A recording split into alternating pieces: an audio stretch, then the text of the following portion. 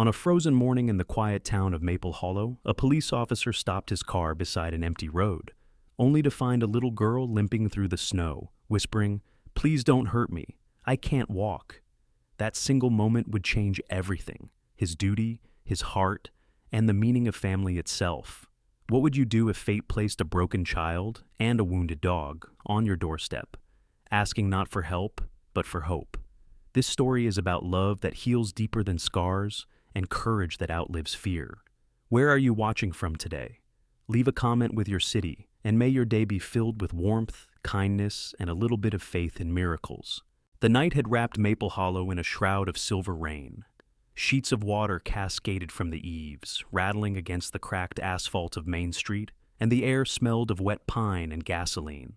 Street lamps burned through the fog like tired sentinels guarding a town that had long stopped expecting miracles. The storm had arrived early that autumn, washing the color out of everything it touched. Officer Ethan Cole, 38, drove slowly through the downpour, his patrol car humming like a restless heartbeat. The wipers thudded back and forth in a steady rhythm, cutting through the veil of rain that blurred the world beyond the glass. Ethan was a tall man, broad-shouldered, with a lean, weather-carved face that seemed sculpted by both discipline and grief. His blue-gray eyes, once bright with humor, had dulled into something quieter, something that carried the weight of unspoken loss. The badge on his chest glinted faintly in the dim light, polished not out of pride, but habit. 3 winters ago, Ethan's daughter, Emma, had died in a car accident on a snowy road not far from this very street. Since then, he had lived like a man walking through fog, functional, steady, but half awake. His wife Grace had survived, though her laughter hadn't. She'd retreated into silence, her once vivid energy now a gentle hum of restraint. They still lived together in the small blue house on Cedar Lane, each moving carefully around the other, like ghosts learning to share a home. In the passenger seat, a deep-chested German shepherd named Ranger sat upright, alert. 7 years old, his fur was a striking blend of sable and ash gray, his amber eyes alive with intelligence and loyalty. He had been Ethan's canine partner for 5 years, before retiring after an injury to his shoulder during a drug bust. Though officially retired, Ranger refused to be left behind. He'd been with Ethan on every patrol since, silent, watchful, the only creature that truly understood the man's quiet ache. The dispatcher's voice crackled faintly over the radio, barely audible through the static. Unit 7, report on Route 14, possible domestic disturbance near the old market alley. Ethan grunted. Copy that. On my way. He flicked on the siren lights, not loud enough to startle, just enough to slice through the fog, and turned down the narrow lane that wound behind the boarded-up market. The alley was a forgotten artery of the town, littered with broken crates and the faint stench of mildew.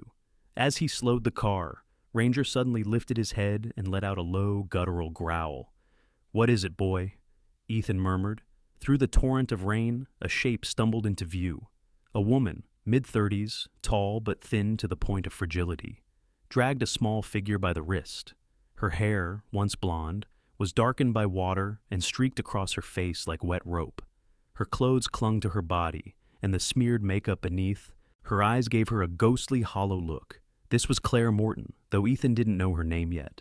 The years had carved bitterness into her features, a permanent sneer, sharp cheekbones, and the restless energy of someone always on the verge of anger. Once, she'd been known in town for her beauty and quick wit. Now she was whispered about for gambling debts and temper. The figure she dragged was a girl, no more than 12, her small frame nearly swallowed by an oversized raincoat that clung to her like a second skin. She stumbled, crying out softly. Her right leg was wrapped crudely in what looked like an old cloth torn from a bedsheet, dark with mud and rainwater. Even from the car, Ethan could see the swelling at the ankle. Please don't make me go. My leg hurts." The girl's voice broke between sobs. Claire yanked her forward violently. "You want food? You earn it. Money doesn't just fall from the sky." Lightning flashed, painting the scene in white for a single frozen heartbeat. The woman's hand struck out, the sound of the slap sharp and unnatural against the thunder's roar. The girl crumpled, her small palms scraping the wet pavement. Red streaks mixed with the rain. vanishing almost as quickly as they appeared. Ethan's pulse kicked. He threw the car door open. "Ma'am, step away from the child." The words cut through the storm, commanding and cold. Claire froze, startled. Her eyes darted toward the police lights, then to the tall figure approaching through the rain. An imposing silhouette in navy uniform, broad shoulders squared, one hand instinctively resting near his holster. Ranger followed close behind, his low growl vibrating in the air. Claire blinked rapidly, trying to gather composure. "Oh, officer, this is a misunderstanding. She's just being stubborn, that's all. Kids these days." Her voice trembled, but her smile was stiff, rehearsed. Ethan didn't answer. He knelt beside the girl instead. "What's your name, sweetheart?" The child hesitated, shivering. "Lily," she whispered, eyes wide and gray as winter mist. Up close, Ethan noticed her face, too thin, too pale, with faint bruises along her jaw. Her lips were blue from the cold. The rain plastered her light brown hair to her forehead. She looked half-starved, half-terrified, and wholly alone. "Lily," he said softly, "you're safe now." Claire's composure cracked. "She's lying. She fell earlier, that's all. Kids exaggerate, don't you, Lily?" Ranger stepped forward, a quiet snarl curling from his throat. The sound wasn't loud, but it was enough. Claire took a step back, her heel slipping in the puddle. Ethan's voice hardened. "Ma'am, stay where you are." He reached for his radio. "Dispatch, this is Unit 7. I need backup at the old market alley. Possible child abuse, 1 adult female, 1 juvenile victim." Claire's expression twisted from panic to fury. "You can't take her? She's mine!" Ethan straightened to his full height. "You need to calm down, ma'am. Officers are on their way." While he spoke, Ranger moved to Lily's side. The dog lowered his head and pressed gently against her shoulder, a quiet reassurance that made her blink in disbelief. She reached out tentatively, fingers trembling, and touched the wet fur. For the first time that night, her breathing steadied. A minute later, the faint wail of another patrol car pierced the storm. 2 uniformed officers emerged, Officer Jennings, a younger recruit with sandy hair and a cautious expression, and Officer Ramirez, stocky, middle-aged, with the calm authority of someone who'd seen everything twice. They took Claire aside for questioning, while Ethan helped Lily to her feet. "Can you walk?" he asked. She shook her head. "It hurts too much." Without hesitation, Ethan lifted her into his arms. She was feather-light, far too light for her age. Her head rested against his shoulder, and he could feel the tremor that ran through her body. "It's okay," he murmured. "You're gonna be all right." Ranger padded beside them as they crossed the street, the dog's fur slick with rain, but his gaze steady, protective. Behind them, Claire's protests faded beneath the storm. At the car, Ethan draped his jacket over Lily and set her gently in the back seat. Her eyes flickered toward him, uncertain. "You're not mad?" she asked softly. "No," he replied, meeting her gaze. "No one should ever hurt you for being afraid." Ranger settled beside her, head on her knee. Lily hesitated, then smiled faintly through her tears. "He's warm," she whispered. "Yeah," Ethan said quietly, starting the engine. "He's the bravest one here." They drove toward Maple Hollow General Hospital, headlights cutting through sheets of rain. Inside the car, the rhythmic hum of the wipers filled the silence. Ethan glanced in the rearview mirror. Lily's eyes were closing, exhaustion overtaking fear. Ranger stayed alert, occasionally pressing his nose against her arm, as if to check she was still there. At the hospital, the fluorescent lights were almost blinding after the darkness outside. The nurses moved quickly, wheeling Lily away on a gurney. Ethan followed until a nurse raised a hand gently. "We'll take care of her, officer. She'll need X-rays and evaluation." He nodded, his jaw tight. He'd seen countless cases of neglect, but something about this child, her quiet endurance, the way she still said thank you to the nurse, lodged deep inside his chest like a splinter. When he stepped back outside, the rain had softened to a fine drizzle. Ranger shook the water from his coat and sat beside his master, looking up with steady amber eyes. Ethan rubbed the dog's neck. "You felt it too, didn't you? That she needed us." The dog wagged his tail once, as if in agreement. Ethan looked up at the gray sky. Somewhere far off, thunder murmured like a promise, yet unfulfilled. He didn't know it then, but that night would be the beginning of something larger than duty. A path that would lead him, Grace, and the broken child they'd found in the rain back toward the fragile light of love. As he climbed back into the patrol car, his phone buzzed with a message from Grace. "You're late again. Storm's bad. Come home safe." He typed back only 2 words, "Found someone." Then, with Ranger by his side, he drove into the thinning rain, unaware that the small, shivering girl he'd rescued would soon rewrite the meaning of family and, perhaps, of redemption itself. The morning after the storm was pale and quiet. The clouds had thinned into ribbons, leaving Maple Hollow damp and glistening, the streets smelling of rain-soaked cedar and rust. A faint fog clung to the hills like breath over glass. At the hospital, the world had already resumed its ordinary rhythm. Footsteps in corridors, coffee carts squeaking, the murmur of life going on, as if last night's cruelty had been only a bad dream. But, for Officer Ethan Cole, the night had left a mark too deep to ignore. He stood by the window of Lily's room, his uniform jacket hanging from a chair, his badge dull under the hospital light. Lily lay asleep, her small form swallowed by the white sheets. Her right leg was now neatly bandaged, elevated on a pillow. The bruises on her wrist stood out like faint shadows against her pale skin. Her breath came evenly, almost soundless. She looked fragile, but there was something quietly stubborn about her, even in sleep, a will to survive that reminded Ethan of every orphan creature he had ever found. The door opened with a soft squeak, and Nurse Helen stepped in, carrying a clipboard. She was in her 50s, short and broad-shouldered, with hair the color of salt and smoke pulled into a loose bun. Her eyes, small but kind, held that tired compassion of someone who had seen too many broken bones and broken stories. "She'll need rest," Helen said, her voice firm but warm. "Malnutrition, dehydration, an old fracture that healed wrong. The child's been through hell." She paused, glancing at Ethan. "Social services is backed up again. It could take a few days before they find placement." Ethan exhaled slowly. "She can stay with me until they sort it out." Helen's gaze softened. "You sure? That's not a small thing, Officer Cole." He nodded once. "She's safer with us than anywhere else." Helen didn't argue. She'd worked with Ethan long enough to know when his mind was made up. "All right then, I'll note temporary custody under your name until the caseworker calls." She gave a small smile and patted his arm. "You've got a good heart. Don't let it get you in trouble."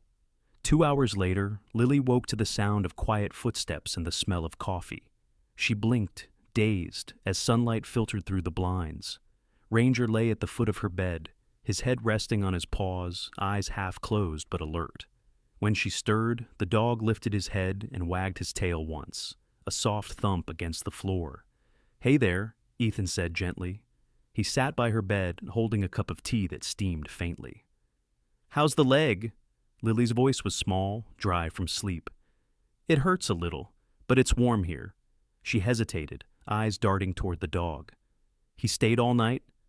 "Wouldn't move even if I told him to," Ethan said. "He thinks he's your guardian now." Lily managed a faint smile. "He's better than people." That sentence sat heavy between them, and Ethan didn't press it.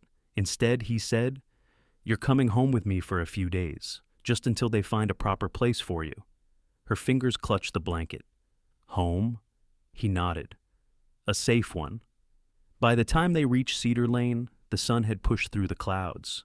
The Cole house sat at the edge of the pines, a 2-story home painted soft blue with white shutters and a small porch sagging from years of snow. It wasn't grand, but it was clean, quiet, and waiting. Grace Cole stood by the front door when the car pulled in. She was 35, tall, graceful in an understated way, with auburn hair tied loosely at her nape, and eyes that once danced with laughter, but had since dulled to a gentle sadness. Once an art teacher at Maple Hollow Elementary, Grace had left her job after their daughter Emma's death. Since then, she had lived like a candle half burned, still warm, still bright, but hesitant to glow too fully. She stepped onto the porch, her arms crossed lightly as Ethan opened the passenger door. Her eyes fell on the small figure huddled beneath his coat. "Ethan?" she began softly. What have you done? Brought her somewhere dry, he said simply. Grace's gaze lingered on the girl. Lily clutched the edge of Ethan's jacket, wide-eyed and trembling. Her thin frame made her look smaller than her 12 years. Grace felt her heart twist, not with pity, but with something deeper, older, maternal. Come inside, she said after a pause. Her voice, though cautious, held a trace of warmth she hadn't used in years. Inside, the house smelled faintly of cinnamon and pine cleaner. The living room was neat, almost too neat. A museum of things once loved. Books, framed drawings, a dusty violin case. Ranger trotted ahead, shaking rainwater from his coat before circling near the fireplace. Grace fetched a towel and knelt beside Lily. Let's get you out of that wet jacket. Lily hesitated. I'm sorry, ma'am. I'll clean it. I didn't mean to. Grace stopped her gently. You don't have to apologize for being cold, sweetheart. The word sweetheart made Lily's throat tighten. No one had called her that since her father's accident years ago. She nodded mutely as Grace rubbed her hair dry and guided her to the couch. Ethan leaned against the doorway, watching. Something in the scene, a woman bent over a child, a quiet fire rekindling, made his chest ache. He hadn't realized how much silence had lived in this house until now. As Grace heated soup in the kitchen, Ethan phoned the precinct, updating them on the case. Officer Ramirez confirmed that Claire Morton had been arrested for assault and illegal gambling charges, pending further investigation. Ethan thanked him and ended the call, the weight in his shoulders easing slightly. When he turned back, Lily was sitting at the table, staring at the steaming bowl in front of her, as if afraid it might vanish. Grace slid a spoon toward her. Eat slowly. It's hot. Lily lifted the spoon with trembling fingers. The warmth made her wince, then sigh softly. It's good, she whispered. Grace smiled faintly. It's just soup, but thank you. For a while, they ate in silence. Outside, the wind rustled the pine branches, and Ranger lay by the window, tail twitching in contentment. When the bowl was nearly empty, Grace asked, Do you have any allergies, Lily? Anything we should know? Lily shook her head. No, I'm fine. I can help with dishes. Ethan interjected. You don't have to do anything. You're resting today. But Lily was already rising from her chair, limping slightly, balancing on one good leg. I always help. It feels strange not to. Grace exchanged a look with Ethan, then said softly, All right, you can dry. The girl smiled for the first time, small, fragile, but real. She stood beside Grace, wiping plates while humming under her breath, an old lullaby off-key. Grace paused, realizing she recognized the tune. It was the same song Emma had once sung while painting in the sunroom, her hands stilled on the counter. That night, Lily fell asleep on the couch, Ranger curled protectively at her feet. Ethan draped a blanket over them and stood watching for a moment. Grace appeared behind him, her voice barely above a whisper. She reminds me of Emma. I know, he said quietly, but she's not her. Grace nodded, though her eyes glistened. No, but maybe she's someone we needed to remember how to live. Outside, snow began to fall again, soft, lazy flakes drifting through the porch light. Inside, the fireplace crackled, filling the silence with its low hum. Ethan turned off the lamp, leaving only the firelight to glow over the small shape sleeping on their couch, the dog at her side, and the faint outline of hope rekindling in the home that had forgotten warmth. And for the first time in years, the house did not sound empty when the wind passed through its walls. Morning light spilled through the lace curtains, catching on dust motes that danced in the air like tiny spirits awakened after a long sleep. The coal house, for years steeped in stillness, now hummed softly with movement. Footsteps, voices, the occasional bark from Ranger near the porch. It was a quiet resurrection, the kind that began not with fanfare but with the rustle of a blanket, the clink of a spoon, and the hesitant laughter of a child learning to breathe freely again. Lily awoke to the smell of toast and brewed coffee. She sat up slowly, the knitted blanket sliding down her shoulders. Her leg ached, but the pain was duller now, less biting. Ranger lifted his head from where he lay beside the couch, his tail brushing lazily against the rug. The morning sun glinted off his fur, revealing shades of gold beneath the gray. When Lily reached out to scratch behind his ear, he leaned closer, sighing contentedly. From the kitchen came Grace's voice, soft and even, humming a tune.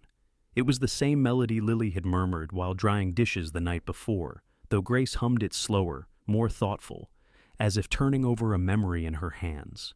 Ethan stood by the kitchen window, buttoning the sleeves of his patrol shirt. His coffee steamed on the counter, untouched. Grace glanced at him. "You didn't sleep." "I slept," he replied, though the hollowness in his voice betrayed him. He'd spent most of the night at his desk filling out the report for Lily's case, adding every small detail, the rain, the bruises, the child's silence. He wasn't sure why it mattered so much to get it right. Maybe because this time, someone had survived. Grace poured him a cup and said gently, "You should eat before you go." He nodded, though he knew he wouldn't. His eyes drifted to the living room, where Lily sat whispering to Ranger. The girl's face was brighter today, but cautious, like a window cracked open only enough to let in air. "Social services called," Grace said. "They'll send a representative tomorrow to discuss temporary placement." Ethan nodded absently. "Tomorrow, then?" Grace studied him. "You don't sound relieved." He didn't answer right away. "She's been through too much to be passed around again. The system, it doesn't always choose kindness." Grace wanted to argue but didn't. She knew he was right. Still, she reminded him softly, "We can't save everyone." Ethan looked at her, his gaze steady. "No, but we can save someone." He finished his coffee and kissed her forehead, a rare gesture these days, before heading out. The door closed with a muted thud, leaving Grace alone with the ticking of the wall clock and the quiet breath of a child she didn't yet know how to love, but couldn't help wanting to protect. By mid-morning, Grace helped Lily to the small sunroom at the back of the house. The space had once belonged to Emma, Grace, and Ethan's daughter. The walls were lined with drawings, some fading, some bright as the day they were made. A shelf held jars of colored pencils, brushes, and half-used sketch pads. Dust lingered on the table like a layer of forgetfulness. Grace hesitated at the threshold. She hadn't entered this room in nearly 3 years. But when Lily's eyes lit up at the sight of the crayons, she pushed the door open wider. "Would you like to draw?" Grace asked. Lily nodded, her face timid but eager. "May I?" "Of course," Grace said, setting a pad before her. "Just don't worry about making it perfect." As Lily bent over the paper, the first lines trembled from her pencil. Crooked trees, a patch of clouds, a small figure standing beneath them. Ranger sat by the window, keeping watch as if guarding the sanctity of this fragile rebirth. Grace sat quietly nearby, reading an old book she couldn't focus on. From time to time, she glanced at Lily, watching the girl's brow furrow in concentration. There was something deeply healing about that sight. A child creating instead of fearing. Around noon, the sound of a car pulling into the driveway broke the stillness. Grace peeked through the curtain and saw a familiar figure climbing out of a dusty pickup. Marjorie Bennett, their elderly neighbor, waved. She was in her 70s, short and wiry, with a round face framed by tight gray curls. Marjorie had lived next door for decades and carried herself with the brisk energy of someone who refused to grow old quietly. Grace stepped out to greet her. "Morning, Marjorie." Marjorie's eyes, sharp as ever, immediately spotted the unfamiliar jacket drying on the porch rail. "You've got company, I see." Grace hesitated, then nodded. "A child. Ethan brought her home last night." Marjorie pursed her lips. "Ah, I figured something was different. Ranger's been barking with a purpose again. He only does that when something changes." Grace smiled faintly. "You know him too well." Marjorie peered through the doorway, lowering her voice. "She's a sweet-looking thing. Poor soul, though. You can see it in her eyes." Grace nodded, glancing back toward the sunroom. "She's been through a lot." Marjorie softened. "Well, you let me know if you need anything. I've got fresh bread cooling, and Lord knows it's too much for me alone." Grace accepted the loaf gratefully and watched as the old woman shuffled back down the steps. For the first time in months, the exchange didn't feel heavy. It felt ordinary, human. Inside, Lily was adding the final touches to her drawing. "Do you like it?" she asked shyly when Grace returned. Grace looked down. The picture showed a house, blue walls, a porch, a tall man, a woman, a dog, and a small girl with a cast on her leg standing under a yellow sun. At the top, Lily had written, in uneven letters, "My safe place." Grace's throat tightened. She smiled, blinking back tears. "It's beautiful. Can I hang it there?" Lily pointed to the wall where Emma's last watercolor painting still hung, a meadow under a stormy sky. Grace hesitated, but then nodded. Together, they pinned the new drawing beside the old one. The two pictures, one born of loss, the other of hope, seemed to balance each other perfectly. That evening, Ethan returned home. He removed his coat, exhaustion lining his face, but when he stepped into the living room and saw the new drawing on the wall, he stopped. Grace watched his expression soften, the sternness melting into something almost tender. "She drew that?" he asked.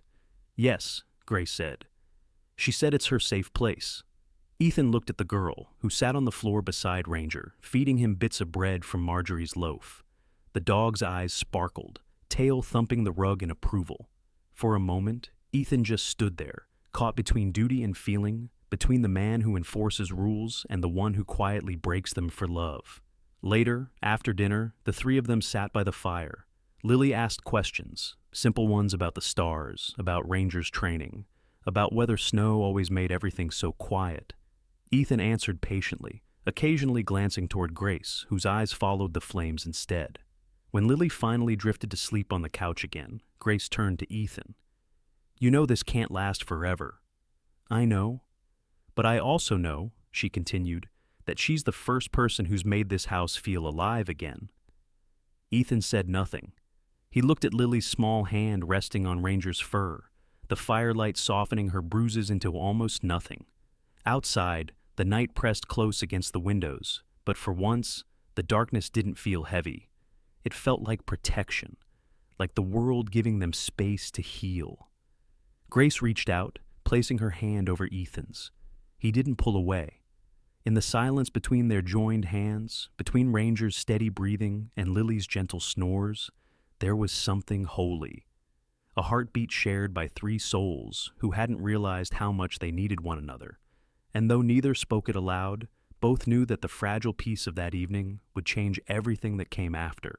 The first snow of November fell silently over Maple Hollow, softening the world into white and whisper. From the front porch, Ethan Cole could barely see the end of the lane, only the faint shimmer of headlights passing on the distant road, and the steady flicker of the porch light, casting a small halo of warmth. The storm had been forecast for days, and as the temperature dropped, the whole town seemed to pull its breath in, preparing for winter's long hush. But inside the Cole house, something new was stirring, something not quite loud enough to call joy, but close. In the living room, Lily sat wrapped in a quilt, her bandaged legs stretched over a pillow. The cast had been replaced with a sturdier brace the day before, and though she still limped, she was finally allowed to try standing. On the carpet beside her, Ranger lay with his paws crossed, amber eyes following her every movement, as if assessing her readiness. The dog's ears flicked with every creak of the floorboards. Grace Cole was at the dining table, sketching lesson plans by hand. Though she hadn't returned to teaching yet, she had started helping a few neighborhood children with art lessons in the afternoons, an idea born partly from guilt, partly from hope. She was a woman of quiet grace, her gestures always measured, as if afraid to disturb something delicate. The years had etched faint lines around her mouth, but when she smiled now, those lines softened instead of deepened. Ethan had the day off, though he rarely took them. He sat by the window with his coffee, flipping through the local paper without really reading. His thoughts wandered, as they often did lately, circling Lily like a protective orbit he couldn't escape. In the 3 weeks since the night of the storm, she had become a fixture in their days, small, polite, hesitant, yet brightening the air around her in ways neither adult could quite explain. "Can I try now?" Lily asked suddenly, interrupting his thoughts. Her voice was a mixture of eagerness and fear. Ethan glanced at Grace, who raised a brow but nodded. "All right," he said, setting his cup down. "Slowly, though. Doctor's orders still apply." He rose and walked over, helping her adjust her brace. His hands were careful, deliberate. "You tell me if it hurts." Lily nodded, gripping the arm of the couch. She took a deep breath, pressed her small hands into the cushion, and pushed herself upright. For a moment she wobbled, one knee trembling violently, but Ranger stood, positioning himself beside her. his shoulder brushing her leg as if offering balance. She steadied. "There you go," Ethan said quietly. "Now one step." The first step was small, barely more than a shift in weight, but when Lily set her foot down without falling, Grace clapped softly, smiling. "That's wonderful, sweetheart." Lily's eyes widened. "I did it?" "You did," Ethan said, his voice catching slightly. Ranger barked once, tail wagging in a wide arc, and the sound, so sudden, so alive, made all three laugh.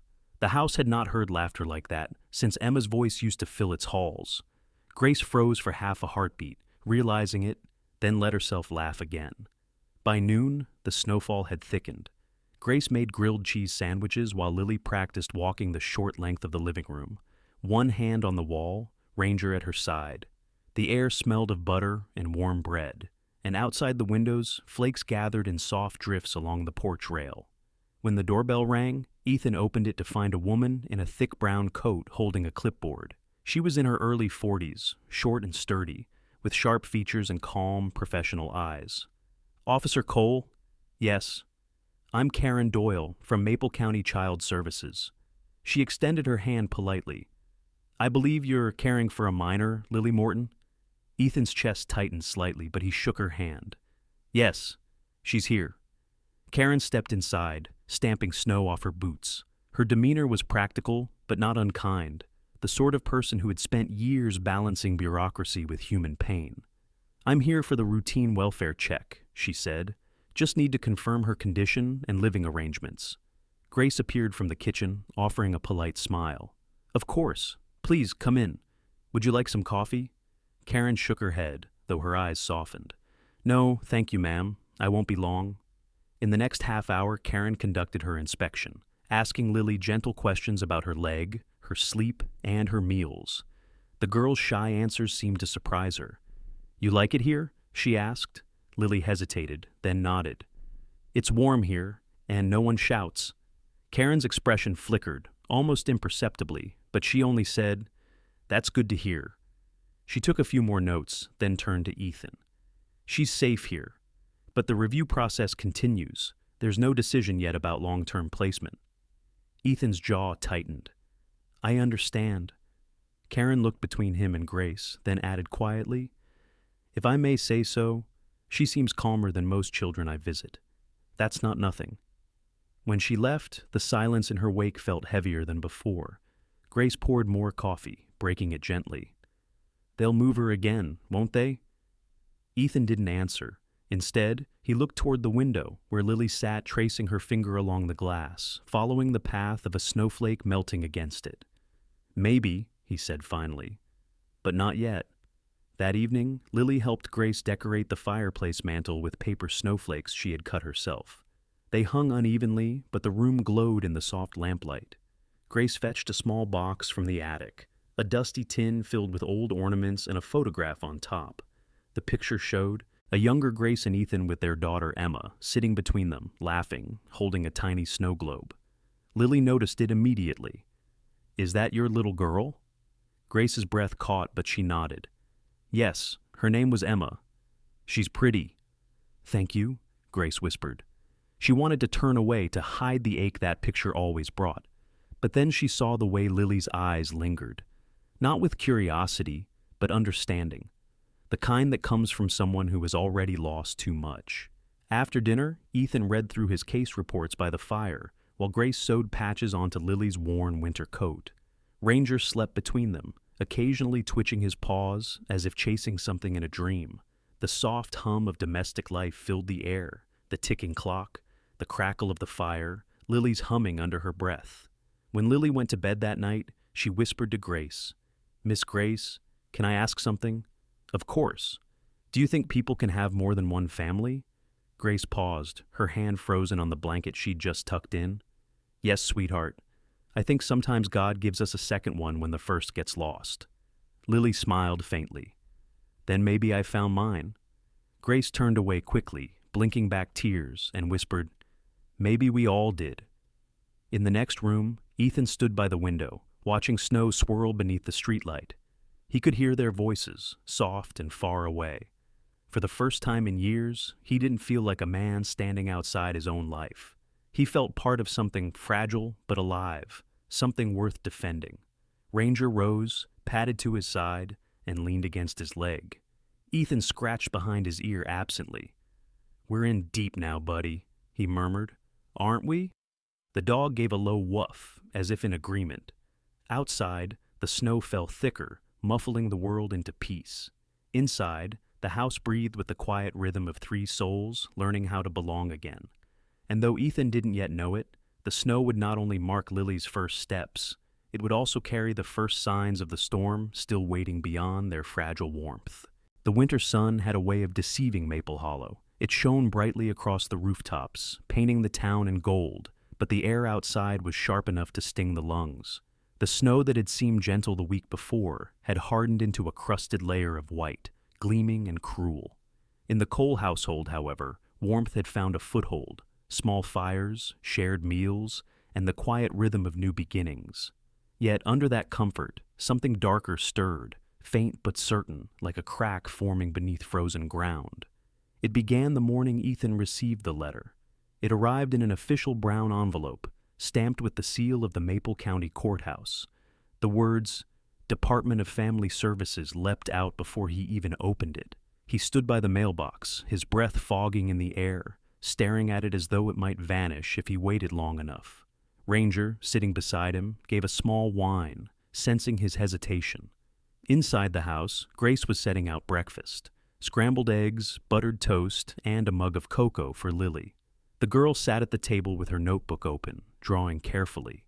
Her leg brace was still visible under her jeans, but she was getting steadier every day.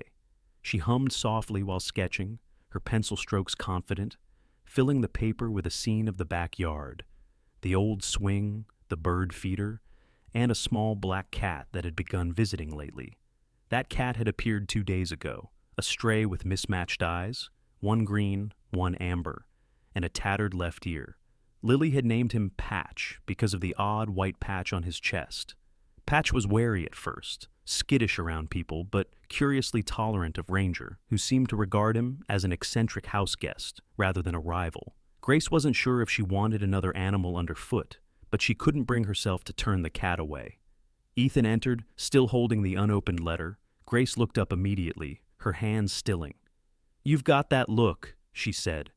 He placed the envelope on the table without answering.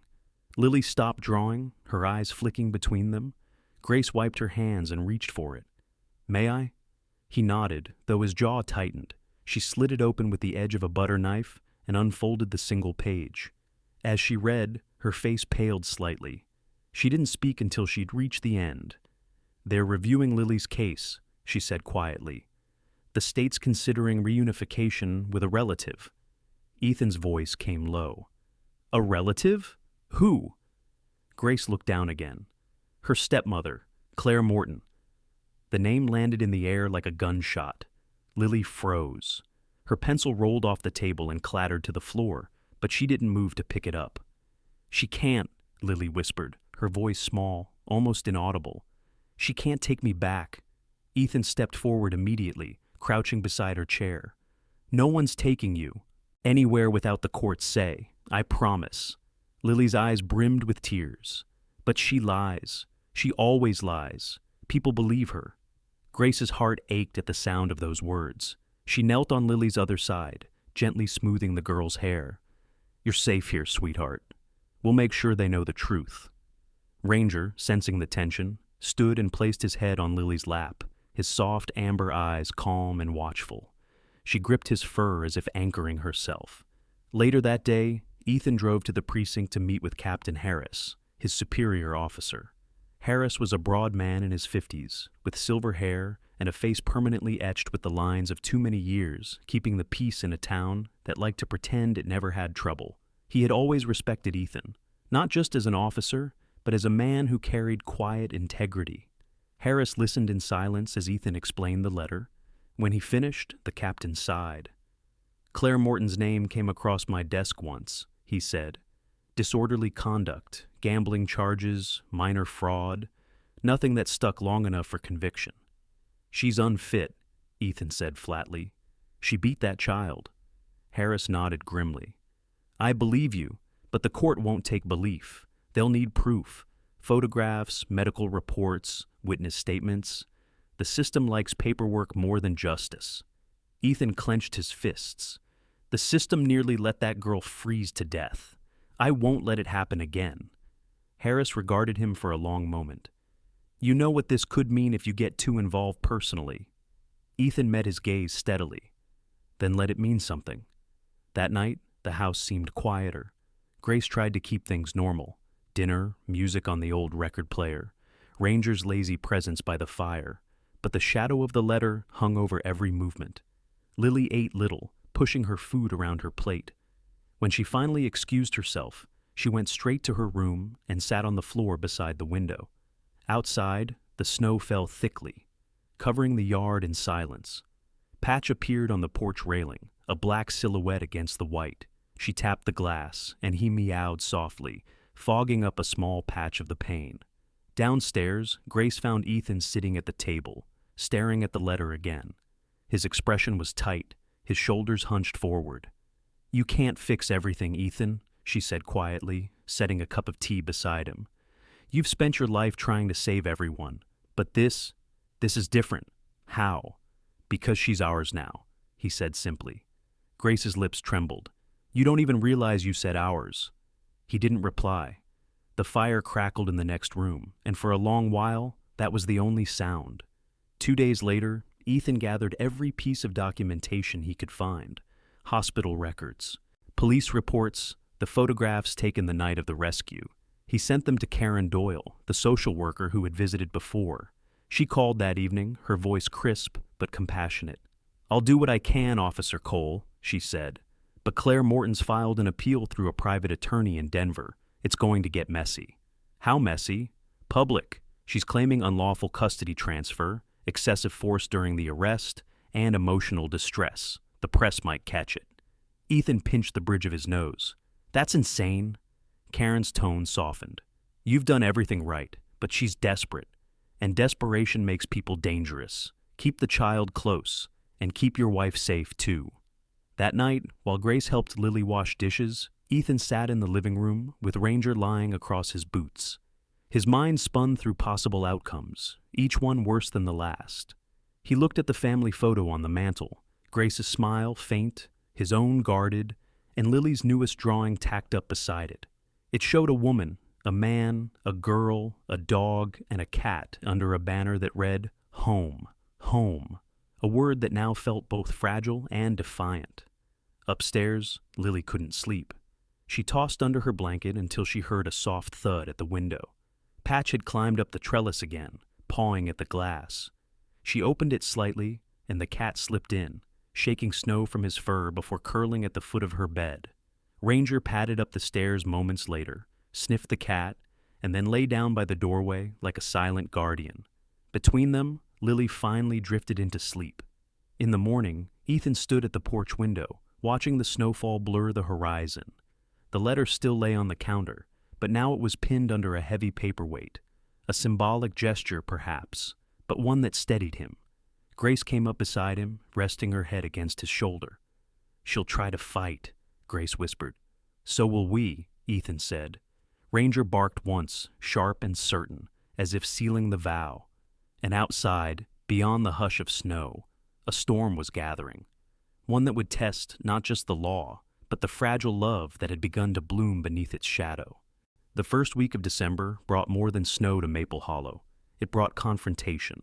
The courthouse stood at the center of town, a square stone building framed by bare elms and the constant hum of the wind.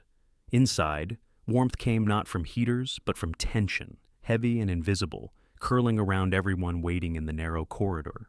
Ethan Cole sat on a wooden bench beside Grace, his gloved hands folded tightly, knuckles pale beneath the fabric. His badge was left at home. Today he wasn't an officer. He was something far more fragile, a man trying to protect a child who'd taught him how to feel again. Lily, small and nervous, sat between them. Her hair was neatly brushed, her leg brace polished clean. She wore a pale blue coat that Grace had sewn new buttons on the night before. The girl's fingers toyed with the sleeve, twisting it anxiously. Across the hallway, the door swung open. A woman stepped in wearing a heavy fur coat and crimson lipstick that seemed too bright for the cold morning. Claire Morton. Her beauty, though dulled by stress and time, still had the hard, glassy perfection, like ice polished to a shine. She was tall, slender, her hair dyed honey blonde, but her eyes were restless, flickering toward everyone and everything except her stepdaughter. Her lawyer, Victor Lane, followed behind her. A thin man in an expensive gray suit, his every movement calculated. He was the sort of person who never smiled unless he needed to, and his tone always suggested that he was already winning. "Mr. and Mrs. Cole," he greeted politely, voice smooth as silk. "I assume you understand today's proceeding is merely a review, not a ruling." Ethan's jaw flexed. "We understand." Grace's voice was softer but sharper. "We're here for Lily." Victor smiled the way one does at a child insisting on fairness in an adult world. "Of course, everyone is." Lily shrank a little closer to Grace, her small hand slipping into the woman's. Ethan rested a steadying hand on her shoulder. The bailiff called their case, and the heavy doors opened. Inside, the courtroom smelled faintly of varnish and old paper. The judge, Margaret Holbrook, sat behind the bench, gray-haired and sharp-eyed, with the no-nonsense air of someone who'd long ago stopped being impressed by theatrics. She wore her years with dignity, late 60s, a tall woman with an angular face softened by deep lines of empathy.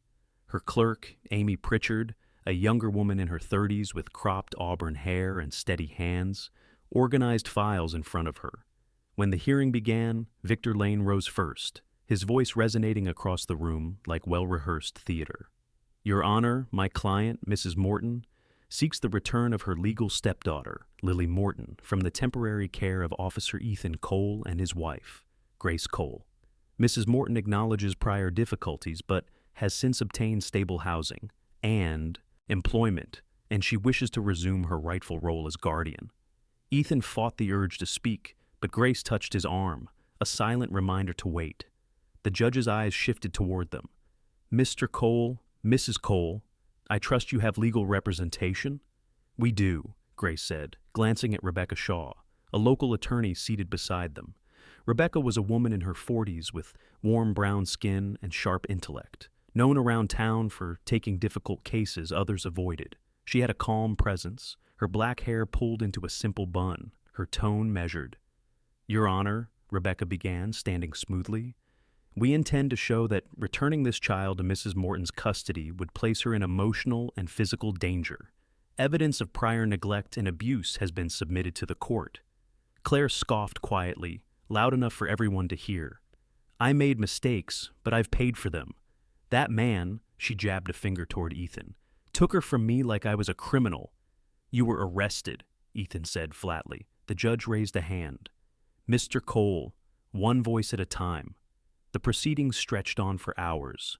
Victor paraded paperwork, rental agreements, receipts, proof of employment at a diner 2 towns over. Claire painted herself as misunderstood, tearful when convenient, remorseful when strategic. Rebecca countered with photographs, Lily's bruises, medical reports, witness statements. The courtroom grew colder as the truth and lies collided like snow and ice, each flake indistinguishable until it hit the ground. At one point, Judge Holbrook called for a recess.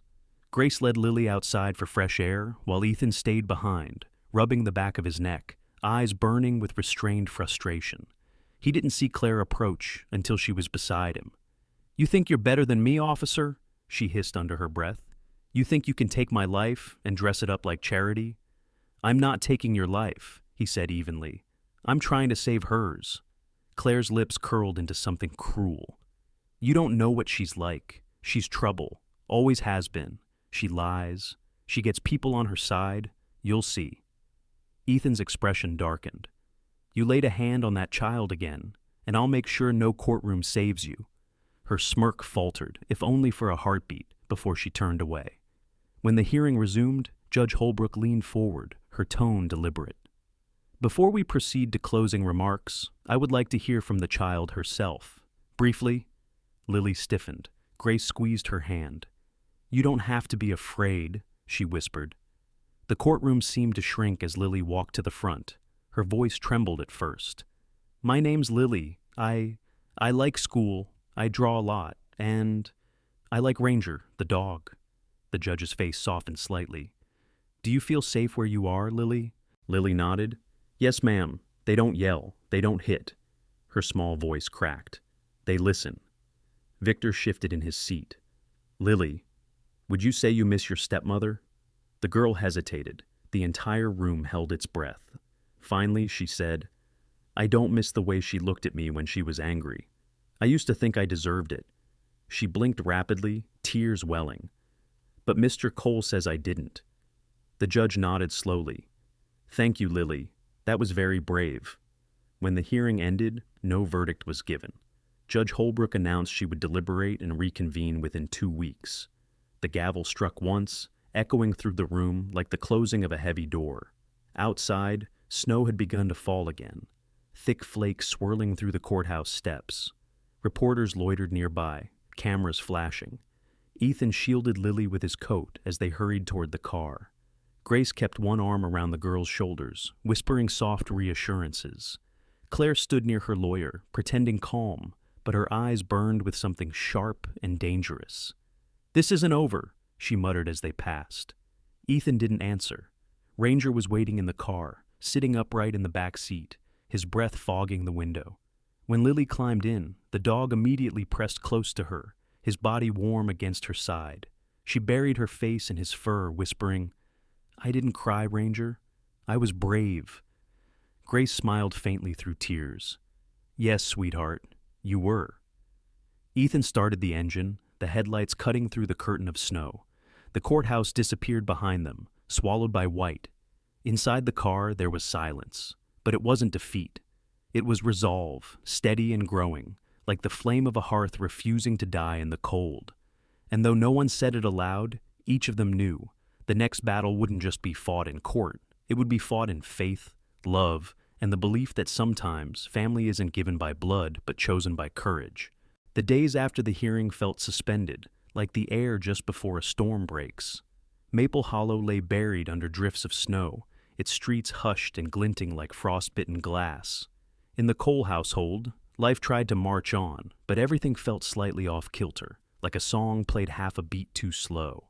Grace baked, Ethan worked long hours at the precinct, and Lily, quiet, observant Lily, waited for something she couldn't name, but feared she'd recognize when it arrived. Ethan came home late most evenings now. The precinct had been swamped with end-of-year cases, burglary, domestic disputes, even a missing person alert that had turned into a week-long search through the frozen woods. But work was only half of it. The other half was the growing dread that hung around him like an invisible frost. He knew Claire. People like her didn't accept defeat. They plotted it. On the third evening after the hearing, Ethan parked his patrol car at the end of the driveway and spotted headlights already waiting. A dark sedan idled across the street, engine running, its exhaust curling into the cold. When he approached, it pulled away slowly, tires crunching the snow. His gut tightened. Inside, Grace was setting the table. The warmth of the kitchen wrapped around him like a balm, the smell of stew, the faint hum of the radio. Lily's laughter as she tried to coax Patch the cat down from the windowsill. Ranger sat near the fire, his coat gleaming in the soft light, eyes half closed but ever watchful. "You're late," Grace said, smiling faintly. She looked tired, the kind of tired that sits behind the eyes, not on the skin. "Everything all right?" He hung his coat on the hook. "Long day." She paused, sensing the weight beneath the words. "Or long night?" Ethan hesitated. There was a car parked outside again. Same one as yesterday, I think. Grace's hand stilled on the spoon. "Claire?" "Maybe, or someone she hired. Either way, I'll install a camera by the gate tomorrow." Grace said nothing, but her lips pressed thin. Lily's laughter from the living room faded, as if the house itself was listening. Later that night, Ethan sat at his desk, flipping through old case files. He was hunting for something, anything, to use against Claire in court. His lamp cast a narrow circle of light, illuminating the photo pinned above his workspace. The three of them at the pumpkin fair just a week before the hearing. Lily wore a wool hat too big for her head, smiling with a piece of caramel apple in hand. Grace was laughing. Even he, in that rarest of moments, had looked almost content. A soft knock came at the door. "Dad?" Lily's voice was small, hesitant. He looked up, the word catching him off guard. She'd said it once before, accidentally maybe, but never like this. He smiled gently. "Yeah, sweetheart." She stepped inside, wearing her flannel pajamas and holding Patch against her chest. "I couldn't sleep. I keep dreaming about the lady in the courtroom." "Claire?" Lily nodded. She looked at me like she was angry I could talk. Ethan leaned back in his chair, choosing his words carefully. "People like her get angry when they lose control, but you were brave. That scared her more than anything." Patch wriggled out of her arms, landing softly on the rug, and padded toward Ranger, curling up beside his paws. The sight of them together, a black cat and a sable-gray German shepherd, drew a quiet laugh from Ethan. "You've got quite the team of bodyguards." Lily smiled faintly and climbed onto the couch beside him. "Do you think she'll come here?" Ethan's expression hardened. "If she does, she won't get past me." That seemed to settle something in her. Within minutes, she was asleep against his shoulder, her breath even and soft. He stayed still, listening to the wind brush against the window panes, and whispered a silent vow to no one but the night. The next morning, Grace took Lily to the library downtown. The librarian, Mrs. Callahan, was a plump, kindly woman in her 60s with silver curls and glasses perpetually sliding down her nose. She had a voice that seemed made for whispering secrets to children. When Grace explained that Lily was working on her reading again, Mrs. Callahan's eyes lit up. "We'll make her our honorary helper," she said warmly. "Every brave reader needs a purpose." Lily spent the next hour organizing books by color instead of title, while Grace pretended not to notice. The sight of her child, hers in every way but name, moving so freely through the aisles filled her chest with a warmth she hadn't felt in years. But as they left, Grace noticed a man standing near the parking lot, pretending to read a newspaper. He was tall, heavy-set, with a worn brown coat and an expression too neutral to be innocent. When their eyes met, he turned away quickly and walked toward a gray sedan. Grace's pulse quickened. She didn't tell Lily, just held her hand tighter. That evening, when she told Ethan, his face went still. "She's watching us," he said, "trying to rattle us before the ruling." Grace crossed her arms. "It's working." He reached across the table, took her hand. "Then we don't let her win. We stay calm. We stay ready." Ranger barked softly from the doorway, as if in agreement. 3 nights later, the storm hit. It began as rain, turned to sleet, and then thick snow that blanketed everything in less than an hour. The power flickered twice before the lights went out completely. Grace lit candles, their flames trembling in the draft. Ethan went outside to check the generator. The wind tore at his coat, snow whipping across his face like sand. In the beam of his flashlight, he saw footprints near the back gate, fresh, leading to the tree line. He froze. "Grace!" he shouted. His voice was nearly swallowed by the wind. She appeared at the doorway, holding a lantern, Lily clutching her arm. "Get inside and lock the door." He followed the prints a few yards into the dark until they vanished under drifting snow. Something rustled in the distance, a faint crunch, a flash of movement. But when he swung the light, there was nothing, only trees bending beneath the storm. When he finally returned inside, soaked and shivering, Grace met his eyes. "What did you see?" He hesitated. "I don't know, but someone was here." The next morning, the world was still white and silent. The storm had passed, but the unease lingered. Ethan installed a new camera by the back gate, connected it to his phone, and checked it twice before heading to work. While he was gone, Grace busied herself with chores, laundry, cooking, dusting. Lily sat at the kitchen table drawing, Patch curled in her lap. Around noon, there was a knock at the door. Grace wiped her hands and answered. It was Karen Doyle, the social worker. She was bundled in a navy coat, her cheeks pink from the cold. "I came to check on the girl. The office received an anonymous report about unusual activity here." Grace blinked. "What kind of activity?" Karen frowned. "It mentioned shouting, possibly violence." Grace's heart dropped. That's a lie. Ethan wasn't even home last night. Karen sighed. I figured as much, but I have to log the visit. She stepped inside, scanning the room with a practiced eye. Lily waved shyly from the table. After a brief chat, Karen smiled faintly. She looks happy, healthier than before. I'll note that. She turned toward the door. But be careful. Someone's trying to build a case against you. That night, Ethan sat by the fire, hands clasped tight, the weight of it all pressing down like the snow on the roof. Grace sat beside him, her voice barely above a whisper. She's not just fighting for custody. She wants to destroy us. He nodded slowly. Then she picked the wrong family. Outside, the wind howled faintly through the chimney. Ranger lifted his head, ears pricked. Somewhere in the night, the camera light blinked red once, then went dark. The week after the storm was eerily calm, the kind of calm that felt earned but fragile. The snow outside had crusted into smooth white fields, gleaming like frozen silk under the weak winter sun. But inside the Cole home, the air was tight with worry, unspoken but ever present. Ethan checked the surveillance footage twice a day. Grace kept every door locked, even when the sky was blue. Lily tried to smile, but her laughter, once bright as glass bells, now came quieter, shorter, as if she feared it might summon something. Ranger noticed it too. The German shepherd, 6 years old and trained to read danger like scent, had become restless. His fur bristled when he passed the windows, his gaze fixed on the tree line as though he sensed something just beyond sight. Patch, the cat, had grown clingy, following Lily everywhere, curling on her lap like a small dark shadow. Even the animals seemed to understand that peace, for now, was a guest overstaying its welcome. That Monday, Ethan drove to the precinct for his shift, leaving Grace and Lily at home. The town, buried under pale snowbanks, seemed half asleep. Yet inside the station, the tension was alive and crackling. Captain Harris, a man whose patience was as solid as his square jawline, called Ethan into his office the moment he arrived. "Sit down," Harris said. His voice was gravelly, but there was something under it, concern or regret. Ethan obeyed, noting the folder already open on the captain's desk.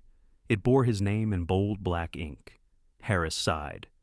Internal Affairs got a call. Anonymous. Accusations of misconduct. Saying you tampered with a case file involving Claire Morton's arrest last year. Ethan blinked once, slow and deliberate. That's absurd. I know, Harris said, leaning back. But they have to follow protocol. It's your word against, well, whoever's trying to ruin you. They'll review your record, interview your colleagues, maybe even suspend you until it's cleared. Ethan's jaw tightened. She's escalating. Harris nodded grimly. You made her feel powerless. Now she's trying to strip you of yours. For a long moment, the only sound was the hum of the heater.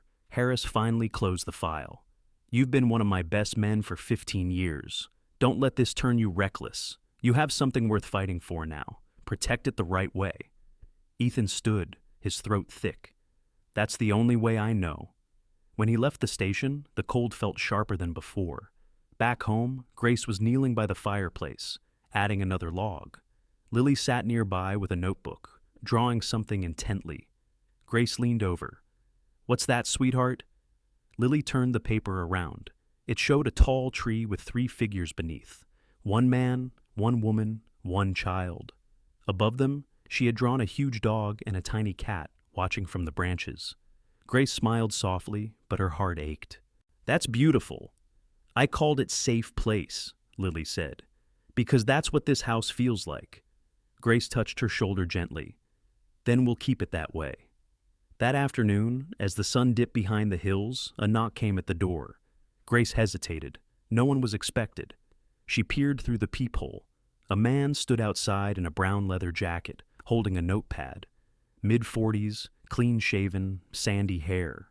Kind eyes that didn't quite hide the curiosity behind them. Mrs. Cole? He asked when she opened the door slightly. I'm Eric Dalton, local reporter with the Maple Hollow Gazette. I'm sorry to intrude, but I wanted to ask about the ongoing custody case involving Claire Morton. Grace's stomach dropped. I have nothing to say. I understand, he said quickly, raising a hand. But off the record, people are talking. Some say you saved that girl. Others say you took her. I'd rather write the truth than rumors. Something in his tone, steady, professional, not sensational, made her hesitate. And what do you think the truth is, Mr. Dalton? He smiled faintly. I think the truth usually hides between the people too afraid to speak and the ones who never stop shouting. Grace studied him. His face was weathered, his coat frayed at the sleeves, suggesting he wasn't a man of luxury, but of persistence. All right, she said finally. No photos, no names. Inside, they sat at the kitchen table. Grace told him about the night Ethan found Lily, about the abuse, the fear, the slow process of healing. Eric listened without interrupting, scribbling occasional notes. When she finished, his voice was quiet. Do you realize this could help you in court? The public tends to stand behind whoever looks human in a story. Claire's already talking to other papers. She's painting you as villains. Grace's jaw clenched. She's using lies to get attention. We won't. Eric nodded. Sometimes silence looks like guilt, Mrs. Cole. I'll write with care. But people should know what you're fighting for. When he left, dusk had settled. His car disappeared down the road, taillights glowing like embers. Grace didn't realize Lily had been standing at the stairs, listening. Will he help us? The girl asked softly. I don't know, Grace admitted. I just hope he's kind. That night, Ethan came home exhausted. Grace told him about the reporter. His first reaction was a flare of anger. You shouldn't have talked to him. It could backfire. I know, she said, but I'm tired of being quiet while she lies. Ethan rubbed his temples. She's setting traps, Grace. Every word we say could be twisted. Grace met his gaze steadily. Then let's give them words they can't twist. Their argument ended when Ranger began barking near the window. Ethan rushed to look. Nothing. Only darkness and the flicker of headlights far off down the road. Still, the hairs on the back of his neck rose. The following morning, news broke before dawn. A local website had published a leaked report about Ethan's internal review. The headline read, Police Officer Under Scrutiny Amid Custody Dispute. The article didn't name Lily, but described a minor rescued under questionable circumstances. Grace found Ethan standing in the kitchen, phone in hand, face pale with fury. She's behind this, he said. The phone rang minutes later. It was Karen Doyle, the social worker. Ethan, I saw the article. The court won't like it. They'll see it as potential bias, conflict of interest. I'll file a statement to clarify your record, but this complicates things. Can they pull her from our home? Grace asked, voice trembling. Not yet, Karen said. But they'll revisit her placement next week. You need to stay calm, document everything, and avoid the press. After the call, the house fell into uneasy silence. Lily sat at the table, her drawing forgotten. Ranger lay near the door, tail twitching, sensing the tension. Grace sank into a chair, eyes glistening. Every time we take a breath, she finds a way to choke it out of us. Ethan knelt beside her, taking her hands. Then we'll breathe louder. That night, the wind howled again, rattling the eaves. Ethan sat awake by the window, watching the driveway, his service pistol within reach. Ranger lay beside him, alert but calm. Somewhere in the distance, a car door slammed. He peered through the glass, muscles tense, but the darkness gave nothing away. Down the hall, Grace slept lightly, one arm wrapped around Lily. The girl murmured in her sleep, words barely audible. Don't let her take me, Mom. Grace's eyes fluttered open, and she held her tighter, whispering, She won't, I promise. In the morning, Ethan found something wedged under the gate, a torn photograph. It was of their house, taken from the street, grainy and off-center. Across it, scrawled in red ink, were 3 words, Not yours forever. He looked toward the trees, jaw clenched. Ranger growled low, his amber eyes burning with the same promise Ethan felt in his bones. They would not go quietly. The morning after the threat appeared, Maple Hollow woke to a sky of pale silver, one of those deceptive winter mornings when everything looked peaceful, but the cold had teeth. Ethan hadn't slept. The photograph with the red words still lay on his desk, the edges curling from where he had clenched it too tightly. Ranger rested at his feet, eyes sharp, his body tense and ready. Grace brewed coffee in silence, the rich scent filling the kitchen, but doing little to ease the heaviness pressing over the house. Lily came downstairs rubbing her eyes, her hair a tangle of golden curls. "Did the power come back last night?" she asked softly. Grace smiled faintly. "It did." She set a bowl of oatmeal in front of her. "Eat while it's warm." Ethan sat at the table, scanning through his phone. He'd sent a copy of the threatening photo to Captain Harris. A text buzzed in reply. "We'll send someone over," but he doubted that someone would arrive quickly. Claire knew how to play with time and fear, how to make waiting feel like drowning. By noon, a patrol car pulled into the driveway. Out stepped Detective Paul Keaton, a man in his early 50s with graying hair and a face weathered by years of seeing people at their worst. He was tall, broad-shouldered, with a slow, deliberate way of speaking that made every word seem heavy. "Morning, Cole," he greeted. "Heard you've had some unwelcome mail." Ethan handed him the photograph. Keaton studied it briefly, then looked toward the gate. Ink's fresh, cheap marker, probably printed from a phone. Amateur work, but deliberate. Grace appeared behind Ethan. "Do you think she's behind it?" Keaton's eyes softened a little. "Mrs. Morton's name has come up plenty of times in my line of work. Nothing ever sticks because she's careful. But careful people make mistakes when they get desperate." He turned to Ethan. "You've got cameras, right? Installed last week. Good. I'll request access and run the footage through analysis." He paused, glancing at Lily, who was sitting quietly on the stairs, with Patch in her arms. "We'll keep an unmarked car nearby tonight, just in case." That evening, the house glowed with lamplight, warm and golden against the blue snow outside. But no one really relaxed. Grace read to Lily in the living room, her voice calm and steady, while Ethan checked the windows again and again. Ranger paced between rooms, tail stiff, ears flicking at every sound. Around 9, the power flickered once, twice, and then died. The lights blinked out, leaving the house swallowed in darkness. Grace gasped softly. "Not again?" Ethan reached for his flashlight, its beam cutting a narrow path through the gloom. "Stay here," he said firmly. "Both of you." He stepped into the hallway, moving quietly. Outside, wind rattled the eaves, but beneath it, he heard something else. A faint metallic sound. The back door latch. Ranger growled low in his throat. Ethan followed the sound, heart hammering, every instinct sharpened. When he reached the mudroom, he saw the door slightly ajar, snowflakes drifting in. He yanked it open, the flashlight beam slicing through the storm. A shadow moved near the tree line, fast, crouched. "Stop!" he shouted. The figure bolted. Ranger lunged forward before Ethan could stop him, muscles coiled like a spring, bounding into the snow. Ethan followed, his boots sinking deep, breath clouding in the freezing air. The figure stumbled, slipping on the ice. Ranger reached first, tackling them down in a flurry of snow and shouts. Ethan caught up, grabbing the collar of the intruder's coat.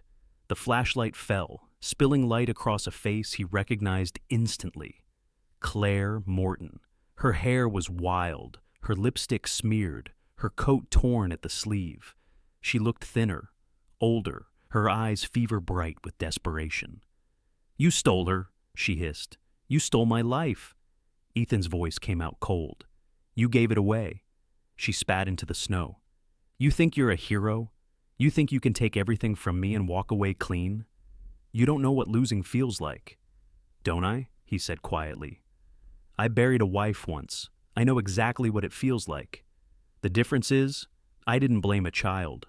For a moment she faltered, something flickering in her gaze, regret maybe, or recognition. But it vanished as quickly as it came. She lunged at him, a small knife flashing in her hand. Ethan twisted away, grabbing her wrist. Ranger barked fiercely, circling them.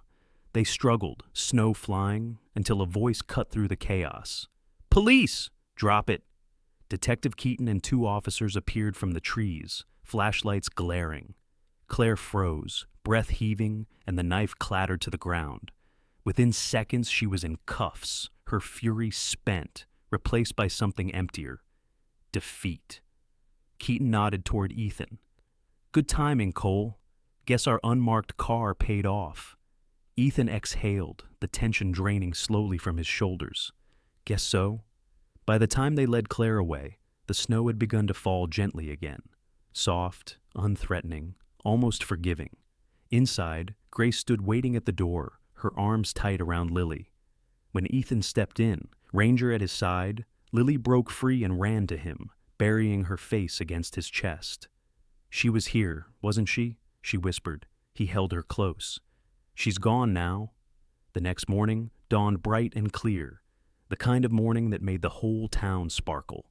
News spread fast. The story broke first through Eric Dalton's article in the Maple Hollow Gazette. Officer Foyle's break-in, exposes web of deceit in custody battle. His words were careful, but powerful, painting not just the crime, but the quiet courage behind it. A week later, they returned to court. This time, there were no cameras outside, no reporters shouting questions. Only snow melting in slow rivulets down the courthouse steps. Judge Holbrook looked older than before, but her eyes carried a quiet satisfaction. "After reviewing all evidence," she said, "including new charges filed against Mrs. Morton, the court grants permanent guardianship of the minor, Lily Morton, to Ethan and Grace Cole. Case closed." The gavel struck once, sharp, clear, final. Grace covered her mouth, tears welling. Lily reached for her hand. Ethan sat still for a long second, the words settling over him like sunlight through clouds. Then he smiled, a small, exhausted smile that felt more real than any he'd worn in years. Outside, the courthouse steps gleamed wet with thawing snow. Eric Dalton stood nearby, notebook in hand. He gave Ethan a nod. "Told you the truth has a way of finding daylight." Ethan extended a hand. "You wrote it well." Eric chuckled. "No, you lived it well." Back home, the house felt lighter somehow, as if every wall had exhaled. Grace baked cinnamon rolls. Lily helped, covering her nose with flour. Ranger sprawled in the sunlit corner, half asleep, his fur shimmering gold. Patch batted lazily at a string, indifferent to the world's drama. In the evening, they gathered by the fireplace. Lily sat between them, a new sketchbook on her lap. She opened to a fresh page and began to draw. A small house beneath a bright sky, 3 figures, 1 tall dog, and a tiny cat. Above them, she wrote in careful letters, "The Cole family." Grace leaned against Ethan's shoulder. "Feels strange, doesn't it, to finally stop fighting?" Ethan smiled softly. "Strange, but good." Lily looked up. "What happens now?" He met her eyes, his voice quiet but firm. "Now we live." Outside, the last snowflakes melted into the earth, and the world, at last, began to bloom again. Sometimes, the greatest miracles do not come as thunder or lightning from the heavens. They arrive quietly, through a child's laughter, a loyal dog's watchful eyes, or the courage to love again when life has already broken your heart. In every act of kindness, in every moment of forgiveness, the hand of God is there, guiding us toward grace even when we cannot see it. This story reminds us that family is not always written in blood, but in compassion and faith. Just as Ethan, Grace, and little Lily found light after the storm, may we all find peace after our own winters. If this story touched your heart, share it with someone who still believes in goodness. Leave a comment below and write Amen to thank God for the silent miracles in your life. Subscribe for more stories of hope and faith, and may God bless you and your family with love, strength, and endless light.